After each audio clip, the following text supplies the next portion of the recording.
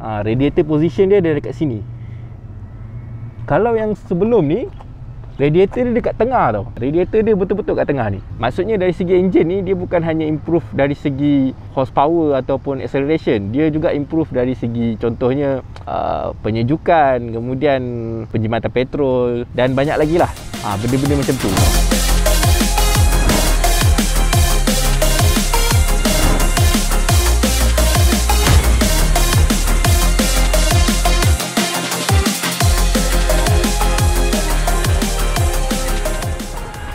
Assalamualaikum, anda sedang menyaksikan Nasir Haris Motovlog. Alhamdulillah kita berjumpa lagi. Seperti yang dijanjikan, hari ni aku akan buat walk around satu motor yang kira aku rasa segmen ni semakin popular, iaitu segmen skuter, maxi skuter to be exact, 250cc. So skuter yang aku maksudkan tu adalah inilah dia, Honda Forza 250 B-Roll.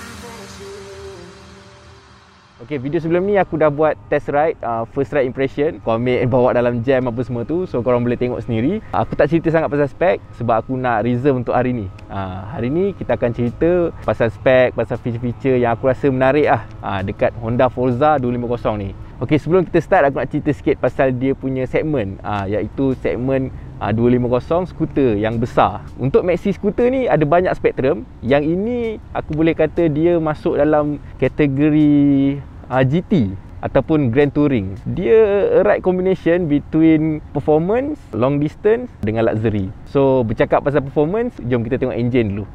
Okay, dari segi engine, engine ni kalau kita perasan memang ada beza lah kalau dengan Forza yang sebelum ni, yang 300 tu. Yang ini dia punya airbox ni dah lain dah. Boleh nampak ada lubang kat dalam tu kan. Dan of course logo ni ESP Plus. Okay, apa tu ESP Plus? ESP Plus adalah singkatan untuk Enhanced Smart Power. Kalau sebelum ni korang boleh tengok logo ni kan, dia tulis ESP tapi tak ada ESP Plus. ESP Plus tu sebenarnya banyak sebenarnya improvement yang dibuat pada engine. Tapi sebelum tu kita tengok spek dulu. Motor ni menggunakan of course engine 4 stroke, automatic CVT, 4 valve, single overhead cam. Dia punya bore and stroke adalah 67mm kali 70.7mm. Jadinya 249cc lah. Kalau compare dengan Forza 250 yang sebelum ni, yang which is tak masuk Malaysia, dia punya bore and stroke lain. Yang ini lebih, orang kata, dia dah enhance lah. Sebab itulah ada logo ESP Plus tu. And then banyak lagi. Kalau nak cerita dia, aku ingat boleh buat satu video khas. Kalau korang nak tahu lebih, aku letakkan link dekat bawah. Nanti korang boleh tengok sendirilah. Korang boleh baca-baca sendiri spek-spek sebab dia sangat teknikal, yang membuatkan dia berbeza daripada ESP yang sebelum ni. Antara perbezaan yang besar kalau compare dengan Forza 250 yang lama ataupun Forza 300 yang lama, dia punya radiator. Radiator position dia ada dekat sini. Kalau yang sebelum ni, radiator dia dekat tengah tau. Radiator dia betul-betul kat tengah ni. Maksudnya dari segi engine ni, dia bukan hanya improve dari segi horsepower ataupun acceleration, dia juga improve dari segi contohnya penyejukan, kemudian penjimatan petrol dan banyak lagi lah. Benda-benda macam tu. So bercakap pasal performance, kita mesti nak cerita pasal dia punya horsepower kan. Okay, dari segi horsepower, motor ni menghasilkan 21.7 horsepower pada 7,750 rpm dan juga 22.6 Nm of torque dekat 6,250 rpm. Kalau dari segi engine, masa aku first ride bawa motor ni, aku rasa dia punya low end dia tu, masa kau bawa perlahan, dia sangat smooth. Dapat rasa lah luxury dia tu. Dia sangat smooth. Kalau kau compare dengan motor skuter yang biasa 150 ke apa, kadang-kadang kau rasa kasar sikit bila kau bawa perlahan. Motor ni tak. Motor ni bawa perlahan sampailah ke laju, enjin dia memang smooth. Tak ada rasa getaran dan juga tak ada rasa gegar-gegar tu. Tak ada. Okay, now kita cerita pasal suspension. Itu aku ada komen sikit kan, suspension dia keras kan. Dia sebenarnya suspension depan ni dia pakai teleskopik. Kau boleh nampak sendiri. Initial impression aku yang depan ni agak lembut juga, tak sekeras yang belakang. Yang belakang ni ada dual shock, adjustable preload. Sekarang ni preload dia dekat tengah-tengah, maksudnya boleh dilembutkan lagi lah. Kalau korang memang bawa seorang, berat macam aku lebih kurang 75 macam tu, aku rasa better pasang yang paling lembut lah kot. Kalau tanya existing owner pun ramai yang dah tukar lah belakang, sebab aku rasa belakang tu yang keras sikit berbanding depan. Ok, beralih kepada tayar. Tayar standard dia brand IRC. Saiz yang depan 120, 70, 15 inci. Yang belakang pula 140, 70, 14 inci. Maksudnya beza lah, depan 15 inci, belakang 14 inci. Ok, now kita tengok antara kelebihan motor ni, iaitu dia punya sitting position, ergonomik. Ok, macam aku cakap dalam video sebelum ni, sitting position dia ni memang mantap lah. Untuk orang yang tinggi macam aku, 176 ataupun lebih, ataupun even kalau 165 ke 160 pun, aku rasa memang tak ada masalah. Tinggi seat dia adalah 780mm. Memang korang akan rasa menjengkit, tapi sebenarnya kalau korang duduk bahagian depan sikit, korang just duduk ke depan sikit, boleh sampai lah kaki dua-dua, insyaAllah. Ok, untuk sitting position dia, bila aku duduk, aku rasa dia agak compact. Dia taklah terasa terlalu besar. Bila duduk je, dia punya handlebar dengan seat dia rasa macam tak berapa jauh. Sedap-sedap lah. And then dari segi posisi kaki, dalam video sebelum ni aku cakap ada 2 posisi yang optimum kan. Sebenarnya ada 3. Kalau nak ikutkan dekat-dekat dengan pilihan footpack tu, kau boleh pijak juga. Itu kalau korang nak bawa laju sangat lah kiranya. Ataupun yang tengah ni, yang neutral. Kemudian boleh juga posisi macam cruiser, kaki agak melurus ke depan tu. Ok, untuk handlebar dia pula, untuk kelas dia position yang agak sporty lah, sebab dia ada angle kat sini. Nampak dia ada angle kan. So aku memang suka lah, memang nice. Rasa macam in control lah. So dari segi riding position, aku rasa dia adalah salah satu kelebihan lah buat motor ni. Dia selesa, cumanya bahagian seat ni, kalau dalam kelas dia agak keras lah. Itu je lah. Ok, untuk pilihan nanti aku akan test. Aku suruh wife aku duduk belakang, aku nak bawa dia pergi dating kan. Nanti akan ada feedback sikit lah pasal pilihan macam mana kan, keselesaan dia. Kalau tengok ni kan, nampak tak? Dia duduk sini, lepas tu dia naik sikit. Naik sikit ni penting tau. Nampak macam tak penting sangat, tapi sebenarnya penting. Sebab apa? Sebab kadang-kadang kita brake kan, brake emergency ke, ataupun brake normal brake, passenger kan, dia senang ke depan. So ini akan bantulah, akan bantu rider kat depan rasa lebih selesa. Oh, yang ni pun mantap juga. Back support ni memang terbaik. Dan untuk pilihan, dia punya footpack dia dekat sini, mantap, rasa solid. Dan pemegang dia kat sini, yang mana korang akan guna juga untuk double stand motor ni. Ok, sekarang aku nak tunjuk korang storage. So ini adalah glove box. So dalam ni besar tau. Ni aku dah letak glove. Dalam ni ada compartment lagi. Dia macam ada divider untuk kau letak telefon. Kemudian kalau kau perasan dalam tu, dekat sini, ada outlet untuk USB Type-C. Ni kira dah next level lah ni. Sebelum ni kan pakai macam cigarette tu kan. Kemudian diorang dah start pakai USB yang biasa kan. Yang ini dah USB Type-C. So ni dah paling latest lah ni. Dalam ni memang besar. Tengok aku boleh masuk tangan aku, sampai lengan lah boleh masuk. Kalau setakat nak letak botol mineral ke apa, aku ingat dalam 2 botol boleh kot. Oh, dan satu juga kelebihan dia, dia macam ni. Ni boleh buka kan. Kemudian kalau aku lock, tengok aku dah lock handlebar kan, dia tak boleh buka dah. Kalau aku bila aku dah unlock handlebar, baru dia terbuka. Nice lah. Sebab benda ni selalunya glove box depan ni boleh buka je kan. Yang ini dia ada feature security juga. Ok, kita letak dekat seat. Alright. Besar tak besar? Ini tak silap aku 48 liter. Dan dia boleh masuk full face 2 dengan ada ruang lagi. Tengok ni full face aku, Shoei Z7. Yang kalau korang tak tengok lagi review dia, boleh tengok. Aku letak link kat atas. And then kalau letak dekat belakang pun boleh, tak ada masalah. Ok, ruang under seat storage ni, dia ada macam divider lah kiranya. Divider ni korang boleh tanggalkan dia. Dia tunjuk kat sini lah macam mana cara yang korang boleh gunakan divider ni. Ni kalau korang ada letak 2 helmet full face, kemudian ni satu helmet, ni pun satu helmet kalau letak depan. Ini kalau korang ada bawa barang-barang yang kecil yang korang tak nak dia bersepah-sepah kan, boleh guna ni lah. So dia boleh masuk macam tu je. Kemudian yang depan ni ada heat shield, sebab yelah enjin kat sini kan panas. Dan depan ni pula ada macam rubber dampening sikit lah, supaya kau punya helmet tu tak adalah dia terhentak sangat kan. Oh, lagi satu, dalam ni ada kompartmen rahsia. Ada kompartmen untuk toolbox lah. So kalau korang nak tukar preload belakang tu pun boleh. Sebenarnya aku rasa banyak lagi benda boleh letak ni. Kalau benda-benda yang macam contohnya service record ke apa yang korang macam nak dia ada sentiasa dekat motor, boleh letak kat sini lah. Banyak ruang. Dia tak kacau lah kau punya barang-barang yang harian yang korang selalu bawa masuk keluar kan. Okay, so itu untuk storage. Kalau aku tengok dekat overseas, diorang ada satu top box yang macam optional lah untuk motor ni. Yang top box dia tu, yang menarik dia sebab dia tak biar kecoh nak lock apa semualah. Dia ada feature keyless tu juga. So memang nice lah. Okay, now aku nak bawa korang untuk tengok dari segi design. Korang boleh tengok sendiri, lampu depan dia ni memang nampak moden lah. Sebenarnya kalau korang dah tengok Forza yang lama, lebih kurang aku rasa. Sekarang ni tengah hari kan, dia terlampau terang. Jadi kalau aku buka pun tak nampak sangat. Dia punya line-line dia ni semua akan menyala tau. Nice lah. Sini pun sama. So lampu dia fully LED. Kemudian signal dia kat sini, integrated. Side mirror dia ni pun nice juga. Dia boleh lipat. So kalau jam tu, kalau macam ada nak celah-celah lori sikit ke rapat-rapat kan, boleh lah lipat. Cermin dia pun besar, so visibility pun terbaik. Ok, lampu belakang ni aku rasa kena buka juga lampu dia. Nampak?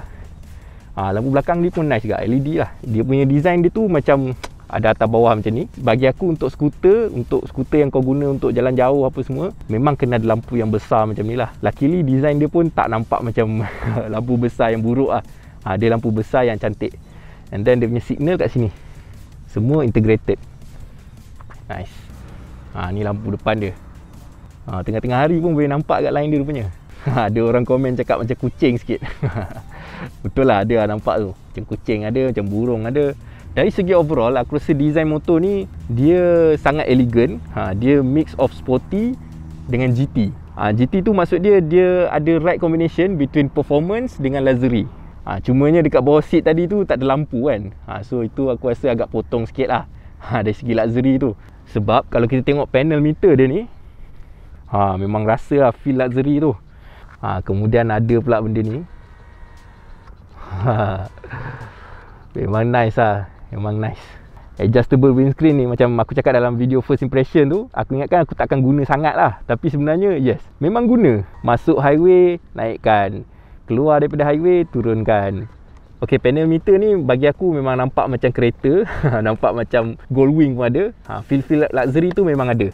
Dia combination between analog dengan digital. Dia ada analog speedo dekat belah kiri dan belah kanan ada RPM. Kemudian yang kat tengah ni, apa saja information yang banyak-banyak sangat tu semua ada kat tengah ni. Dia ada jam, dia ada minyak, kemudian dia ada temperature, lepas tu ada trip A, trip B. Korang boleh adjust dekat sini. Ni ada nampak kan, info A dan info B kat bawah ni. So boleh adjust kat situ lah. Dekat trip ni korang boleh tengok average fuel consumption. Kalau kau tengok yang ni, yang ini sebab korang bawa macam aku lah. Sebab tu dapat 25.6 per liter je. Kalau korang bawa secara normal, lebih lah, lebih 30 sebenarnya. Yang ni sebab aku memang perah. Dekat bawah ni ada odometer, kemudian ada air temperature dekat luar, dan juga ada battery voltage. Dekat bawah ni semua ada lampu-lampu ni lah. Yang T tu traction control ataupun HSTC, Honda Selectable Torque Control. Yang benda tu boleh padam dekat sini. Korang boleh switch on atau off. Secara asal dia akan on lah. And then ada logo ABS kat situ. Oh, aku tak cerita pasal brake tadi. Terlupa. Sekejap. Sebelum kita tengok switch dekat handlebar tu, kita tengok brake dulu lah. Ok, brake ni ABS. Depan ni 2 piston. Ini 2 piston yang bukan normal punya tau. Kalau macam kat CBR 150 tu, 2 piston Nissin juga, tapi nampak macam biasa kan. Yang ini yang lebih premium. Dia sama dengan 250RR. Dia punya performance pun aku rasa memang cukup.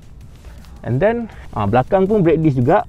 And of course single piston lah. Ok, kita sambung balik. Untuk belah kanan, biasa je lah kan. Ada brake lever yang fix, tak boleh adjust. Kemudian ada kill switch. Ini lampu kecemasan, hazard light, dan bawah ni starter switch. And then yang belah kiri ni yang banyak. Yang ni electric windshield. Kemudian ada info A, ni untuk adjust information dekat panel meter tu lah. And then ni ada horn. Yang bawah ni sama juga macam tadi, tapi ni yang B. Korang punya menu tu toggle dekat between yang bawah dengan atas lah. Notice tak, dia punya position tu memang mudah lah untuk dikendalikan. Yang ni lampu tinggi, lampu rendah. Kemudian pass light dia kat sini. Yang belakang ni, macam aku cakap tadi, ini adalah untuk adjust kalau korang tak nak pakai traction control. Kalau korang rasa nak lebih performance, kena off ni dulu. So nanti kita off lah untuk test. Ini brake belakang. Brake belakang pun tak boleh adjust dia punya jarak dia. And then kalau kita tengok sini, of course motor ni keyless. Untuk buka fuel, just letak dekat seat and fuel. So bila kau tekan je, dia naik macam tu. Nice. Kalau nak buka seat, tekan bawah ni pula lah. Tadi kita dah tengok seat kan. So ini adalah kunci dia. So ni kita dah off. Ok, kita test sikit ni. Yang atas ni dia panggil answer back. Dia ada bunyi tu kan. Yang tengah tu pula alarm sistem. Untuk set dia tekan lama.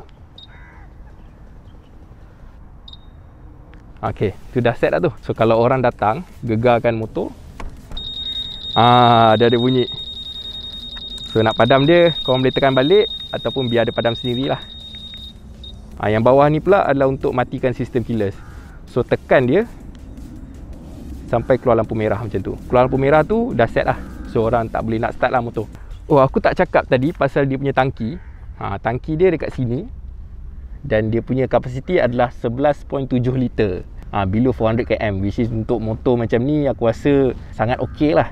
Kalau masuk highway pun ada banyak pam minyak kan kat Malaysia ni. So tak ada masalah. Range yang bagus lah. Kalau kita pakai guna harian pun depends dengan korang punya penggunaan. Tapi kalau aku memang seminggu sekali lah baru isi. Ok, now kita nak dengar bunyi dia pula. Motor ni masalah dia adalah kau nak start kena tekan brake belakang yang belah sini tau. Maksudnya kedua-dua tangan kau kena ada kat handlebar. So aku tengah pegang kamera ni kan, susah sikit lah. Bismillah. Alright. Sebenarnya aku rasa motor ni antara motor yang dia punya gegaran dia sangat minimal lah. Kalau korang tengok kunci ni, kan ada gegar kan. Lebih kurang macam tu lah. Tapi tak efek apa-apa lah. Memang rasa selesa je dari segi enjin tu.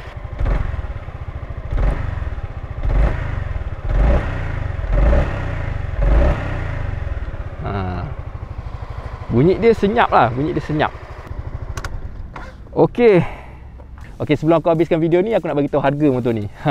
Ini banyak orang nak tahu kan. Harga motor ni adalah RM25,388. Itu kira tak termasuk insurans semua tu lah. Dari segi harga, aku rasa dia memang agak mahal. Tapi dia ada feature yang banyak dan aku rasa dia ada feel luxury tu. Dan juga kenapa dia mahal, dia adalah CBU daripada Thailand. Itu semua contribute kepada harga dia lah. Dan ini juga sebenarnya explain kenapa motor ni lebih rare kalau kita nak compare dengan contohnya macam X-Max kan. X-Max lebih banyak kat jalan. Okay, motor ni dia ada 3 color. Satu color putih biru tu. Kemudian ada warna hitam macam ni. Dan lagi satu warna merah. Merah tu macam merah downhill sikit. So untuk video walk around ni, bagi aku rasa motor ni ada semua yang aku harapkan daripada Maxi Scooter ataupun GT. Even benda yang aku tak harapkan pun dia ada dan sebenarnya aku perlukan juga. Contohnya macam windscreen tu, aku rasa memang dia functioning superbly lah. Okay, aku tak nak bagi apa-apa conclusion lagi pasal motor ni sebab aku akan buat video test ride dan juga aku akan ada video bawa pilihan. Bini aku, kita orang nak pergi dating, so stay tune. Nanti insyaAllah akan ada conclusion yang lebih menyeluruh lah. So untuk video kali ni aku rasa sampai sini je dulu. Seperti biasa, kalau korang nak support channel ni, korang boleh dapatkan merchandise Nasi Haris Motovlog dekat Shopee. Link ada dekat description. So sampai sini je dulu. Seperti biasa, jangan lupa like video ni, share dan subscribe. Assalamualaikum.